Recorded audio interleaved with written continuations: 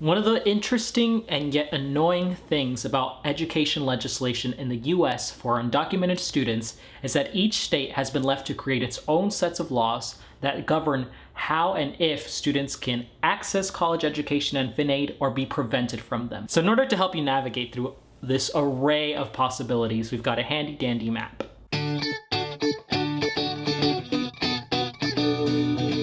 First, let's start with the good stuff, the pink states. That's Washington, California, New Mexico, Minnesota, Oklahoma, Hawaii, and Texas. In these states, there is tuition equity and financial aid eligibility across the entire state. What this means is that undocumented students have access to in-state tuition, not out-of-state and not international rates.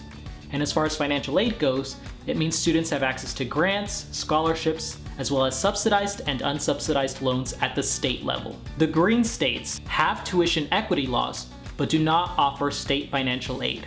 They only offer scholarships, so no grants and no subsidized or unsubsidized loans. Just a tier down are the purple states, and there are quite a few: Oregon, Utah, Colorado, Kansas, Nebraska, Kentucky, Florida, Maryland, New Jersey, New York, and Connecticut. These states are on the right track as far as tuition equity, which means, again, the students have access to in-state tuition across the state, but they are completely banned from state financial aid as well as scholarships. Then we get into the kind of states. First off, there's Michigan and Rhode Island, who hold down the yellow states, where undocumented students are offered tuition equity at some universities, but not all, and they are completely banned from state financial aid. Therefore, if you're going to apply to colleges in these states, you have to ask your specific university if you are eligible for in-state tuition. Next, we have these sort of awkward states where they kind of don't know what they want. Gray states such as Arizona, Missouri, Ohio, Virginia, and Massachusetts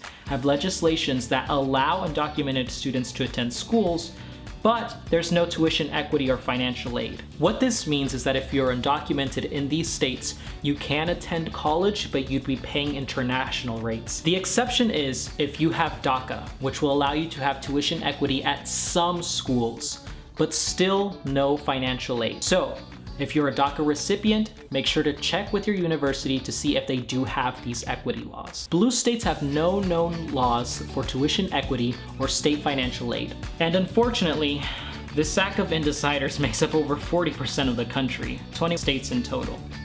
They include Nevada, Idaho, Wyoming, North Dakota, South Dakota, Iowa, Wisconsin, Indiana, West Virginia, Pennsylvania, Delaware, Vermont, New Hampshire, Maine, Arkansas, Louisiana, Mississippi, Tennessee, North Carolina, and flippin' Alaska. Why Alaska? Why?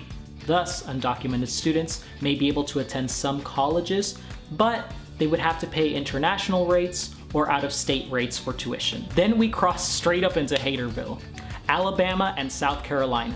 You're only able to attend college here if you have DACA, and even then it's only at some schools. Otherwise, undocumented students are banned. And then the notorious orange states, Georgia and Montana. These states completely ban undocumented students from attending university throughout the state. Be aware though that there are movements of people who are fighting against these laws. In Georgia, there's a place called Dream University that's allowing undocumented students to have at least some sort of access to college education. And then in Montana, there's groups that are lobbying against these laws in order to, again, allow undocumented students to have a chance at tuition equity. If you find yourself in a state that doesn't have tuition equity laws or financial aid laws, you could also even try turning to schools out of state or even private universities.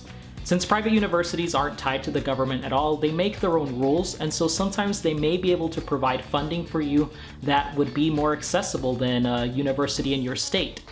If you do get accepted to a private university and they don't offer any money at all, you aren't obligated to go. A video will also soon be created about scholarships specific to Dreamers, so make sure to check that out as soon as we have it up. We got you. If you happen to live in a state that doesn't offer tuition equity laws or financial aid laws, such as the red or orange states, realize that change does happen. If you're passionate about this, realize that there's people out there who are passionate about this as well.